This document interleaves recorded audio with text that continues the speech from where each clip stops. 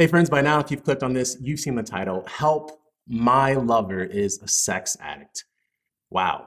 What do you do with that?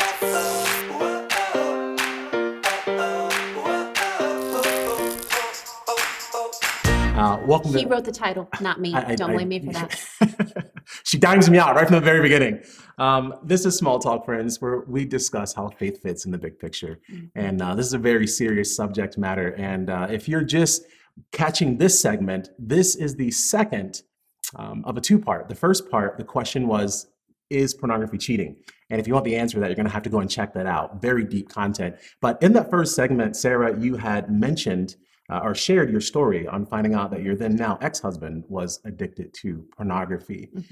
Your response to that, how you reacted to it, and what's a typical response to that. In this segment, I want to ask you the question, what you learned from it. Some of you who are watching now may have a girlfriend or a boyfriend or a spouse who is addicted to pornography or is a sex addict. I wanted to get the experience of someone who's been through that.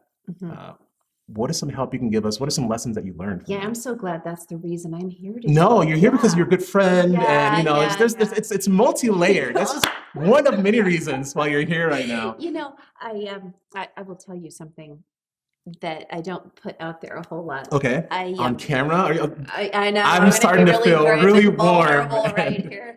I actually have kicked against this as a ministry and sharing a lot because you know, like you just introduced me as like, okay, so we want to have somebody here who's been through that, you know. guilty. She found out that she's like the spouse getting cheated on and her husband was an addict and ex-husband, but you know, there is a huge first of all, I want to just state this, and we're going to wrap back around to this, but I want to state this, that it doesn't matter how your life falls apart. God is capable of healing. Amen. Yeah. And the key thread in my story is that God can take what has hit the fan and crumbled, and when everything has just roared in flames down around your ears, and you're left, for me, holding your children in the ashes and trying to figure out how to make sense of the life you thought you were building. And God can rebuild that. And that's the message that I want to bring to anyone who is following along, either because you struggle with addiction or because you've found out recently or you're living in a crisis period where you've discovered either a disclosure or a discovery that you love someone, and the person who says they love you is addicted to pornography or is a sex addict and is cheating on you, either on a screen or in real life or both. And so the thing that I want to lay the foundation for as we talk about this really, really tough stuff is that God can heal. And the fact that God can heal is the only reason I'm able to sit here with you and not break out crying at an introduction like that. Because I will tell you, for 15 years, I worked in media production and video production and doing all this cool stuff. I mean, like, you know, I walked in here today and I'm like assessing your set, your lights. What do you guys have this over here? You guys know that the lighting gets to do this? Right? And you know, that's what I wanted to be known for. Was like being the girl who made the really amazing videos about missionaries and stories and frontline, like really cool people, and telling those stories of people making a difference in the world. That's what I wanted to do. And so instead, God did this big old huge reroute on my life, and he used some of the deepest pain in my life so that now one of the biggest things that I spend my time doing outside of being a mom is helping and working with and mentoring and coaching those who are going through devastating sense of betrayal due to addiction, pornography. So you've taken this experience and you've, for lack of better words, you turned into a ministry. God did. I didn't. God, okay, I've yeah, been yeah, kicking yeah. and screaming the whole So way. if, The last thing I ever wanted was to be introduced as the chick who talks about porn addiction. I right, mean, that is right. just not the label I have ever Imagine writing that one out when you're wanted. 18. I It's like, know, I right? want to. Yeah. Future life goals. Let's check this box. Right, right. You know, So, like the one who talks about really awkward and uncomfortable subjects. and That's me. No. this conversation could get awkward. So I do want to make the same Oh disclaimer that I yeah, made in the yeah. first segment. Click out now If if you you can't handle awkward. yeah, awkward, unfiltered, raw content, we just want to Yeah. be real. If you don't want to talk about sex, click out now. yeah, yeah. Because this Um, is not. Now you mentioned you turned this into a ministry. For those who are watching now who have clicked this video to say, I do need help, Right. my lover is a sex addict, how can they get a hold of you? How can they? Yeah. So I actually, well, for starters, Facebook. Facebook's a great place to Okay, get a hold of me. okay. Facebook, I'm on Facebook, Instagram, and Twitter. So whichever one of your favorite things is there, but Facebook is the one that I check all the time. Okay. So And we'll put that information, your contact right, information in contact the description information below. in the description below. Yeah, Yeah. yeah. And so you can always send me a message on my author page on Facebook. Very cool. So that's just Sarah McDougall. And that is where I communicate with people who've read my book and with people who've read my blogs. I blog about abuse recovery. Yeah. I blog about leadership, about choice making, core values, and all of these things that work in together with how we make the choices that shape the lives we choose to live. Okay. So that's kind of the intersection. I mean, you talk about how are you talking about abuse recovery and leadership and branding and all this kind of Right. thing. And I think it comes down to this amazing book that you wrote. Oh, thank you. Thank you. Have you read it since the last time we did the last program? So One Face is a book that you wrote, and you mentioned how it's about. You see how he didn't even answer the question. Just I'm gonna skipped plead the fifth right on that past one. it. But basically, One He's going to Face. go home and read it tonight. I'm gonna have to. She's been giving me so much flack for this. Shed the mask, own your values, and lead wisely. It's a book about being who you are, not living two different lifestyles, Correct. but owning and living your core values. How to take the steps on the path to make sure that your external message is in alignment with your internal reality. Wow. So that what you're saying and who you're saying you are is actually who you are. And then also how to handle it when you screw up, because you're gonna, because you're human. Right. And there's gonna be times when what you do isn't how you advertise yourself, because we're human. Right. And so how do you handle those situations? Now, the fallout of your ex-husband now, being a sex addict happened during your time writing this book. Yes. Yeah. And so we talked about that we in talked the other about- program. So we that's kind of right. went into that. That's right. So if you haven't seen the other program, definitely You click need over to to click that on one. that. So But yeah, I wrote the book during the fallout. My ex was a pastor. I was a pastor's wife. And during that period of time, I found out that even though I had known that I was married to an addict for more than a decade, and I'd been living with that, most of those years I never told anyone. Wow. And that's pretty common. It's a thing of deep shame for a spouse, for a girlfriend. It's very hard to go to someone and say, hey, the person who says they love me more than anything in the world is actually cheating on me. Wow. But maybe it's not with a real person, and I really don't know. And because it's an addiction, I don't even know if I'm getting the whole story. And there's all these other little things going on. Right. And there's these other kind of secondary cycles, and I don't even know if I'm crazy or not. And so you begin to doubt your own reality, and you feel manipulated, and you feel like you're not good enough, and you're already feeling blame. And It's just totally sounds like your world has just been flipped upside down. Yeah, just so what are some just scattered everywhere. And so it's really hard to go tell anyone that. Yeah. And if that's where you are, I want to urge you to go ahead and find someone safe to talk to about that, because the only way out of it is through it. And addiction thrives in darkness and secrecy. So It you can will. break the silence. Here's something to remember. It will never get better as long as it's a secret. So I want to let this sink in. Yeah. When it comes to addiction, and honestly, this is true for any kind of addiction, but we're specifically talking about sex addiction and pornography addiction. When it comes to addiction, as long as it is a secret, as long as silence surrounds it, it will never get better. Wow. And that's something to take in from the perspective of the one being addicted, or the one addicted, Absolutely. and the one living with. The one living with Wow. the addicted lover. Yeah. So as much shame and embarrassment and desire to protect loving your addict well Mm. does not include keeping their secret. Wow, that's heavy. And Because I'd imagine as a lover, you want to protect that person, Of shield course, that person, you want of them to feel course. shame. And But see here, shielding someone from the consequences of sinful choice Mhm. is not loving them well. Wow, that's, just let that, yeah, Yeah, just that's heavy.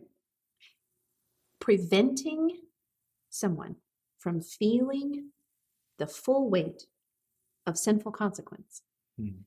is keeping them from learning the lesson of their sinful choices. Mm. So you are, in effect, trying to, or possibly achieving, Mm. the delay of their experience of salvation by Mm. keeping their sin a secret. Wow, wow. That's heavy. Perhaps by, I guess, reaping their sinful You're taking their sowing. consequences on your own shoulders. Yeah, yeah, And yeah. Jesus is the only one who can do that. In a sense, you're trying to be their guardian or their savior, which is a Yes. role that only God Yes. has. Yes. Wow. Okay. So, So silence, when it comes to addiction, silence is not mm, the answer. Now, I say that as something I learned after I lived in silence for years with how an long addict. are we talking? I would say, I'm trying to think back, before I even told my best girlfriend, Mm, 6 or 7 years. wow, half a decade. You More kept than this half a secret. decade. I kept it completely secret. And it was only Yeah. after that, and after it became a toxic cycle, Yeah. something that was no longer just a kind of a subliminally toxic cycle, but was an overtly toxic cycle, that I began quietly seeking counseling. Mm. And even then, shrouded in shame. Now, is this counseling for him, or is this counseling for you? Well, at first, I was telling him, you got to go get counseling. Right. And then one of the things I ended up learning is that you can't control anyone else's choices. Mm. You can't make your addict go get counseling. Mm. Well, All you can do is take care of yourself. And that was a lesson that was very hard and long for me to learn. And so when we're talking about this, and we're talking about the fallout that comes, people like to think that the pornography is it's a victimless activity. right. Because you're not actually interacting with any of the people on the screen, and you're the only person in front of the screen. Right. And so there's no actual direct impact on anyone else. But that is a lie. Mm. Because the people around you who are betrayed by the addiction, by the fallout, by the cycles and the habits and the behavior patterns that come with indulging over and over Right. in the addiction to pornography and to sex addiction, that you are absolutely causing fractures in the foundations of your relationships, in your trust, in your sense of reliability with the people around you who love you and who you claim to love. And you are replacing them Right. with a self-love that is happening between you and a screen in Wow. this internal cycle, Yeah. instead of giving your love in a godly way to the people that you say you love in a human two-way relationship as God intended it. So you asked me, though, about lessons. Yeah. Lessons that I learned. Lessons that you learned going through this experience, keeping silent for over half a decade. Lessons that you learned being married to a sex addict, but wanting to guard them, wanting to shield them. Right. When do you get to a point where you're thinking enough is enough? Or when do you get to the point of, I mean, here is you are hard. now. Here you are now in That is ministry. hard. What is it that took you to that tipping point? How did you get here? Well, first, let me tell you 3 key lessons that had to precede that breaking point. Please, yeah. Because you don't just get to a breaking point. I mean, if I had known then what I know now, then when I first found out, I would have said, okay, so this is something you struggle with. Right. Here's the boundaries. And this is actually, I know I'm delaying the 3 lessons, but I want to pause on the 3 lessons for a second. And I want to say, if I knew then what I know now, as a young wife, newlywed, 1 year into my marriage, that I thought was going to be for the next 80 years and a lifetime of building together, what I would do now, 1 year in, is I would have the courage to say, here's my boundaries. I will not live, because I can only control me and the space around me. Right. I can't control you. Right. So if you were the person I was married to, I would say, I am asking for a home that is a zone free from all of this. My home is also my sacred space, and I have the right to ask for my home to be free of sexual infidelity and sexual pornography and anything that has to do with that. Yeah. That's number one. Number two, I'm going to go to counseling. To And deal I'm with asking to how deal this is with wrecked you. how this has Yeah. just taken the rug out from under my life. Right. And I am going to go and make sure that I am investing in being the healthiest person and finding forgiveness and learning how to deal with the new shape of my future. Wow. Because this has permanently altered how I view the world. And I'm going to go get counseling for me. That's two. Okay. Three, if we are going to stay married, you're going to work on this. So I'm not telling you have to work on this. I'm just saying if you want me to stay in your life, you're going to work on it. And that goes If back to you the first one choose of not, setting boundaries. Setting the boundaries. So- So if you choose not to work on it, that's Right. fine. That's your call. Right. That means you're choosing for me to leave. Wow, that's powerful. So wow, help. My lover is a sex addict. I just want to restate these 3 points. Saying, listen, I've been through this. I've been through a marriage with a sex addict, and if Right, I could go back and do it again, here are the 3 At the things point of I would do discovery, different. these are the 3 things that first, I'd say our home is a porn-free zone. Full stop, the end. And if that means we get rid of TV, and we get rid of internet, and we get rid of smartphones, We all go and back we to have flip filters on phones. everything, and we go back to 1992. Rotary phones, let's then, do it. Yeah, you know, if that's what it takes for our home to be pure and to be without this influence, we'll do it. Okay. But also, I'm not the one with the addiction. So we don't have to have the same rules. Now, some spouse may say, hey, I will do it with you. Right. And that's Right. fine. Yeah. But that doesn't mean you have to. Right. You can do that in solidarity, but that's not a requirement because you aren't the one with the addiction. You aren't the one making those choices. But you're going to put filters on everything. You're going to put passwords and everything. Total transparency. Yeah. I would And also- accountability. And accountability. So I would make this, there's not just those 3 things. So the first thing, those boundaries. Boundaries. Boundaries Second at one, home. counseling. And you need to find a good biblical counselor who understands the power of the gospel to transform, who understands that addiction is made up of a series of choices, and that just because you are dealing with an addiction does not mean that you are destined to always be an addict. Wow. When we say that you are guaranteed to always be an addict, we are nullifying the power of the gospel. And I believe God has the power to change people. That's right. There's only one time that God won't change people, and that's when you say, God, no thanks. That's right. God does not trump our Our free given will. right of free will. Absolutely. Right. He's And not going that's to force powerful. change on you. Right. Right. So that would be the second thing. Yeah. Counseling. Counseling. And in that counseling, outside accountability, it is too heavy of a burden for a young wife or a girlfriend to be the only accountability partner, and you're far too vulnerable to manipulation by your addict. So I do want to talk about the manipulation piece from the addict and just Right. Okay, let's get to that. Yeah. Let's get to that. Okay, because the third one is you got to get counseling. Well, the second one is you got to get counseling, and the third, Well, you got to get help. the To the third, addiction. yes, You've got So to get help. You get counseling for yourself Right. as the spouse who's just had your world turned upside down, Right. to make sure that you are able to manage your own choices well Okay. in how you Okay. react. Yeah. Because see, here's the thing with this: your choice is whether or not you become bitter or better. Bitter or better? I like that. And Wow. so Bitter you or get to better? choose. Just you can't choose So- your addict's choices, but you can choose your choices. A lot of this comes down to choice. It's like they have a It is choice, all which has led them choice. down their path of all addiction. choice. And as the victim in the situation, you also have a choice. Yes. Which is, am I going to get bitter about it? Or am I going to make decisions to where I can get emotionally and mentally be better about Be it? a better person. That is not easy. Oh, I can imagine. That's Because not easy. it's easy to There's gonna say, be I'm bitter the way I moments. am because of you. It's easy Absolutely. to be, I have a right to be angry because of what you're doing. Or, And you do. You do, absolutely. have a You've right been to be betrayed angry. as one Absolutely. discovering that your lover is a sex addict in many ways, betrayed, cheated on. I mean, there's a long list there. You have a right to be angry. What you do with that anger, though. So I would never sit here and say, well, you shouldn't be mad. Right. You don't have a right to be hurt. whatever. Absolutely. You have a right to be brokenhearted. Mm. You have a right to your tears and to your anger and to punch a pillow or whatever it is. I mean, I'm not advocating violence under any circumstance. You Unless might it's want to just go for a occurring. really long run. That's Mm. okay. Mm. You might want to go take some kickboxing classes. I mean, whatever you need to do to Yeah. channel the sense of betrayal and anger and frustration.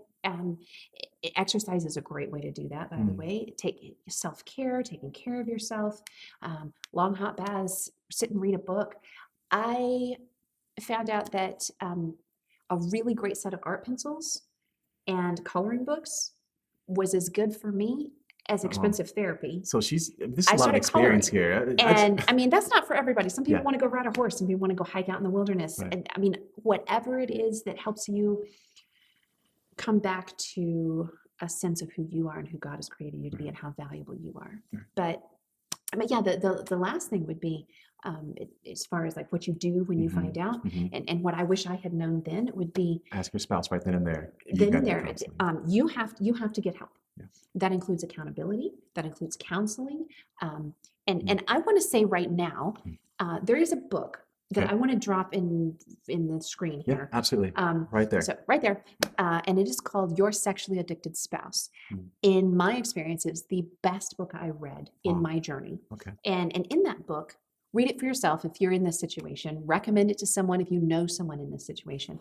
But in that book, it also talks about having a truth download with your addict, which means there's a lot of ongoing pain with sex addiction when you're constantly finding out one new little thing. So it sounds like with the sex addiction, the obviously, trickling disclosures. right. So there's secrecy. Once that secrecy is broken, little by little, you're learning more and more and more and more. And each reveal is another stab wound. Exactly. Yeah. So it's like, how do you ever get to have that scar tissue heal over your heart When so it that just you keeps getting broken. stop like the fresh bleeding? Yeah. If every few days or few weeks or few months, there's another disclosure. So one of the things with that getting help, that third thing, is a truth download. Or this is your For some moment to just people- unload everything on me right now. Yes. Yeah. And Give I it all would to me suggest doing straight. that with a mediator or a counselor present. Don't do that alone. Because it can get pretty heated, I imagine. You need somebody else Yeah. there. In the book, Your Sexually Addicted Spouse, and in my situation, some of that happened with a polygraph. Wow. Where and they actually recommend that in the book for the Wow. addict to take a polygraph, and you download all the stuff, everything you've done. And even then, you're probably not going to get everything because addiction is rooted in secrecy. Yeah. And so, but doing that gives you some kind of clean slate, and helps you learn whether or not the person that you love is actually willing to do the hard work of change. Now, I'm going to ask you So- a bit of a curveball question, because you mentioned the polygraph test, because and you mentioned a clean slate. Right. What if during this download time, or what if upon immediate discovery or disclosure of your spouse or partner being a sex addict, you immediately just think to yourself, I'm not willing to go through this? Do you have and through your experience or through your from your perspective, Right. at that moment of disclosure or discovery, do you have a ground to just say, I'm done? Are you obligated to stay and go through these 3 recommendations of, No. so at that time upon disclosure or discovery? But that goes back to our last thing as to whether or not you believe pornography is cheating. Yeah. And whether or not you believe pornography addiction is cheating. Right. So in that, I believe pornography is cheating. I believe pornography addiction is ongoing infidelity. It is infidelity of the mind and the heart. Right. Even if it does not cross over into real life. But what naive spouses who want to believe the best is one of the lies that we tell ourselves as spouses is that if as long as it's on a screen, it's really not that bad.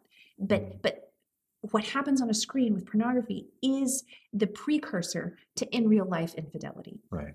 Once you've done that in your mind enough Over and over and times, over and over and over. you're not leaping off a cliff of immorality anymore. It's just the next small step to tear that off. And for me, that was the breaking point. Wow. My ex and I had been separated for a while. We were already discussing the possibility of divorce. He had lost his pastoral job months prior. And then I found out about Something else. encounters with the sex trade. Wow. and that it had crossed over into real life. And at that point, that was my breaking point. Yeah. Up until that point, I still had hope for a miracle, for change. Right. And that was when I just said, I'm done. I cannot I'm fight done. this any longer. All I can do is try to keep my kids safe and So move forward. let's talk a little bit about this hope for change. But yeah, the hope for change. Now, let's say these 3 recommendations are accepted, and they say, I'm going to go to my spouse, my loved one, and I'm going to say, you got this sex addiction. I want you to get counseling. And they begin this counseling process, and you begin to see change. Right. Well, I want to reiterate. Please. God is in the business of transformation. That's right. Absolutely. Sex addiction is not something that is devoid of hope. It doesn't mean that you can't change. It doesn't mean that your lover can't change. The only thing preventing them from change is their own arrogance or shame. Complete surrender. Their refusal to 100%, no holds barred, cooperate with God's desire to transform them. That's right. But that is a grueling, difficult process. That's right. It isn't one of those abracadabra things. It is not. It is not a grind. Absolutely. It's having to, that loved one having to fight against their own mind. Yeah. And there's ways to know and observe whether or not those are genuine. No, what would you Because recommend? every addict is gonna act sorry when they're caught. Absolutely. So here's the thing though. Someone getting caught and saying sorry pretty much is a it has zero accuracy on the barometer of genuine change and repentance. Because anybody who is addicted to something and gets caught is going to be sorry. Is going to cry. They're going to act sorry. And what only time will tell is if they're sorry that they were caught or if they're sorry for what they were doing. Right. And there may be some of both that's genuinely there. But are they sorry enough for what they're doing to put the hard work in to genuinely transform and change? So there's 3 lessons that I want to just run through. We've kind of covered them, but I want to recap. Please. That I learned that I want to share with any young woman or older woman, because I'll tell you, the women that I work with in my Sisterhood group, you asked how people to get a hold of me. Yes. I actually have a group called the Underground Sisterhood. Okay. And this is by vetting invitation only. Okay. It is a confidential secret Facebook group, but it's a support group for women who are in this kind of situation. If this is you and you're in this kind of situation, find me on Facebook on the link underneath. Check the description below. Check the description and get in touch with me. Send me a message, and I'll see if that would be a good fit for your situation. That'd be great. But yes, so back to that, the 3 lessons. The first lesson, and we've kind of covered this, but I just want to state it super clear. Lesson number 1 that I've learned in this process and working with other women is that his addiction is not your fault. Yes.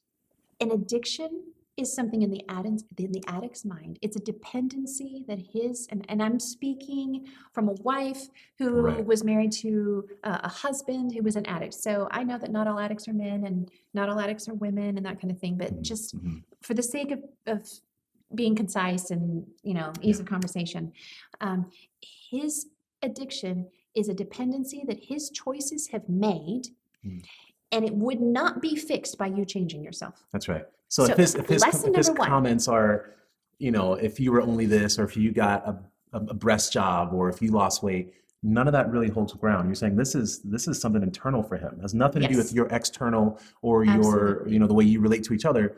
This is a result of his or her decisions. Correct. And it's little decisions that they decided didn't matter because they were all so small until they've grown into this huge moral issue, and they can't even recognize that it's a moral issue because of all the little tiny choices that were ignored along the way. So he or she would be an addict regardless of who they were with. Yes, absolutely. And that's lesson number 1, because no matter how much you try to change yourself, the addict's always going to move the goalposts. Wow. Because the problem is in their heart, not in your identity. Right. So lesson number 2, if you try to take on the role or the responsibility of fixing the addict, you are actually trying to play God. You are taking on the role of Savior and trying to take a seat on the throne of God as though you have some kind of power to fix another person's sin, and you don't. Wow. You can't fix your addict. You can't force them to make changes. You can't make them get better. And nothing you do will make their addiction go away Wow. because their addiction is the result of their choices. And they have to choose to want to get help. Wow. And you are not God. Full stop. You That's good. cannot be their savior. And there are people in faith-oriented contexts that will sit and tell young wives, you need to go home and be more submissive and you'll win your husband's heart. I am sorry. That is not true in the context of abusive addiction. Right. Because only God can be the savior. So that's lesson number 2. Number 3, the only choice you have in this situation is what you are willing to live with and how you let it change you. And we've kind of covered that. Does it make you bitter? Does it make you better? Right. But you can't control their choices. Yeah. You can't control your addict's decisions. You can't make them want help. You can't force them to go to counseling. But you're saying what you can do is decide, What you're this willing is to live my with. boundary. It goes back to This is my boundaries. boundary. This is what I will live with. This is what I will not live with. And the choice remains up to them. Now, obviously, I'm going to ask a question, kind of know the answer, but is there danger in never establishing that boundary? There is death in never establishing that boundary. Wow. And it may or may not be your physical death, although abusive situations tend to Oftentimes lead escalate. there. Yeah. But there is death of your emotional health. There is death of your relational health. There is death of your spiritual stability Wow. in not making that boundary. If you do not make that boundary, you will suffer the consequences. Wow. And the addict will keep on going and doing whatever they're going to do anyway. Yeah. But you have to draw a strong boundary. Wow. So, number 1, this addiction is a result of their actions. You will never be able to change yourself enough to match or to heal their addiction. Number 2, you can't change them. You could never be their savior, their God. This is their decision. And number 3, establish boundaries. This is what I'm willing to live with. This is what I'm not willing to live with. And stick to your guns. That's something that only happens by God's grace. Listen, if you're looking for help dealing with this situation in your life where your lover is a sex addict, we encourage you to reach out for help and know that you're not alone. There are millions of men and women going through this. Right. You're definitely not alone. And one resource that's been made available to you, aside from the books that we have listed, is Sarah's contact information just below in the description. Reach out. And if this video I have a lot of blogs on there too. Really? About abuse recovery. On your website? So, sarahmcdougall.com. SarahMcDougall.com. So if you go to sarahmcdougall.com/blog, there are a lot of blogs on abuse recovery. You can always contact me through the contact form in the blog. But honestly, Facebook's the best way to get in touch. And if this is you and this is your story, if this is what you're living right now, or someone you know and love, maybe a girlfriend or a family member, please have them reach out to me, because my underground sisterhood is a secret and confidential support network for women only who are in this type of crisis situation, whose lives have been blown apart by sex addiction with the person that they love. And we exist to help support and make sure that you know that you are not alone. Amen. Sarah, thank you so much for taking time to It's my pleasure. be so transparent. And I know this is a ministry that you didn't plan on, but God is truly using to transform lives of those who are in silence suffering.